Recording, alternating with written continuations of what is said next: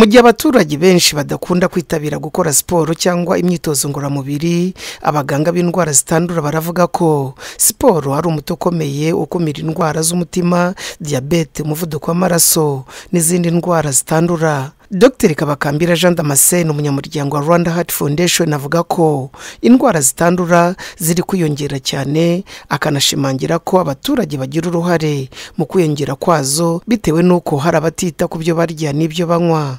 Izi ndwara zitandura z'umutima na za diabete muri rusange ziriho ziriyongera cyane, haba ku rwego rw'isi haba no mu Rwanda ziriyongera cyane. Ni ikibazo gihangayikishije isi muri rusange. Nabyita ko ni nkaho tuzitera kuko ziva ku byo turya, uko dukora, uko twitwara, kunywa itabi n'ibindi. Kugira ngo rero tubahe izo nama hakiri kare, abantu babashe kubyirinda kugira ngo tugabanye umuvuduko wa ziriya ndwara, kuko ni indwara zitwara ubuzima bw'abantu, ni indwara zihenda igihugu kubera ko zitwara amafaranga menshi mu gihe abantu bivuza. Abaganga b'indwara zitandura kandi bahamya ko siporo ari urukingo n'umuti w'indwara zitandura, ariko imyumvire bamwe mu baturage ikaba ikiri hasi. Bamwe bakavuga ko siporo ari y'abakire n'abantu badafite ibibazo, nyamara ariko abamaze kumenya ko siporo ari urukingo n'umuti bikomeye bemeza ko yabagiriye akamaro. Uyu musaza afite imyaka 54, ariko kubwe ntararwaraho, avuga ko abikesha gukora siporo. Siporo ni nziza mu mubiri kubera ko ituma umuntu akomera kandi ikarwanya kugira isukari nyinshi mu mubiri, igatuma igabanya umuvuduko w'amaraso.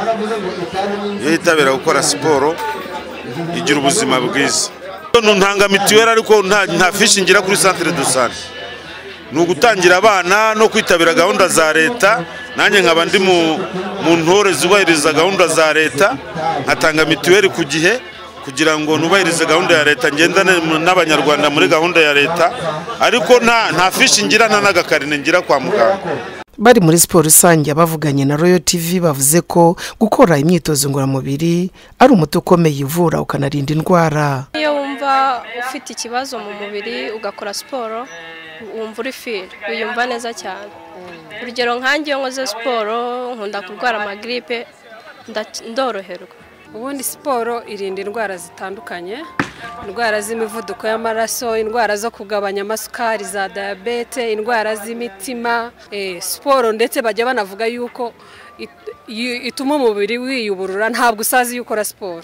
Uretse ariko gukora siporo nka bamwe mu buryo bwo kwirinda indwara, abaturage nabo barasabwa kugira umuco wo kwipimisha ku bushake kugira ngo bashobore kumenya uko bakomeza kurinda ubuzima bwabo. Muri gahunda yo gupima indwara zitandura yakozwe mu gihe cy'icyumweru, abaganga bavuze ko basanze hari abaturage bafite izo ndwara ndetse banagaragaza uko ikibazo gihagaze. Ngendeye ku bisubizo tumaze iminsi dukora muri iki cyumweru, ku bwitabire twari dufite abantu, ubwo ndahera kugeza ejo twari dufite abantu 524 kugeza uyu munsi mu cyumweru cyose kirangiye.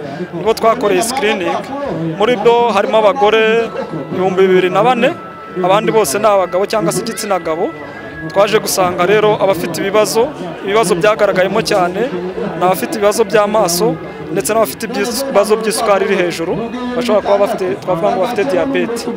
Rero muri bo twaje gusanga muri abo bose twakoreye 23% nibo bagaragara ko baba bafite ikibazo cy'indwara zitandura.